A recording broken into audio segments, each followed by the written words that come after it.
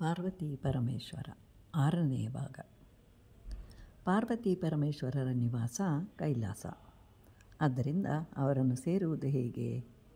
ಧೈರ್ಯವನ್ನು ಕಳ್ಕೊಳ್ಬಾರ್ದು.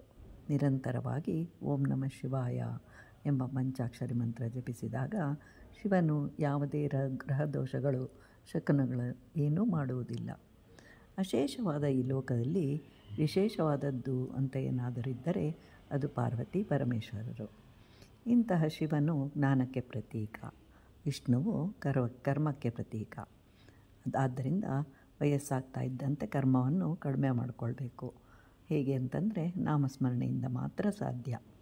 ಅದು ಓಂ ನಮಃ ಶಿವಾಯ, ಓಂ ನಮೋ ನಾರಾಯಣಾಯ ಅಥವಾ ಶ್ರೀಮಾತ್ರೇ ನಮಃ, ಹೀಗೆ ಯಾವುದೇ ಆಗಿರಬಹುದು. ಹೀಗೆ ಮನಸ್ಸನ್ನು ತುಂಬಿಸಿ ಸಂಸಾರವೆಂಬ ರಥದಲ್ಲಿ ಒಬ್ಬರು ರಥ ಮತ್ತೊಬ್ಬರು ಕುದುರೆಯಾಗಿ ಪರಮಾತ್ಮನು ಸಾರಥಿಯಾದಾಗ ಗಮ್ಯವನ್ನು ಸೇರುವುದರಲ್ಲಿ ಸಂದೇಹವೇ ಇಲ್ಲ. ಆಗ ಕೈಲಾಸದಲ್ಲಿರುವ ಪಾರ್ವತಿ ಪರಮೇಶ್ವರರನ್ನು ಸೇರಿ ಅವರ ಪಾದಾರವಿಂದಗಳನ್ನು ದರ್ಶಿಸಬಹುದು.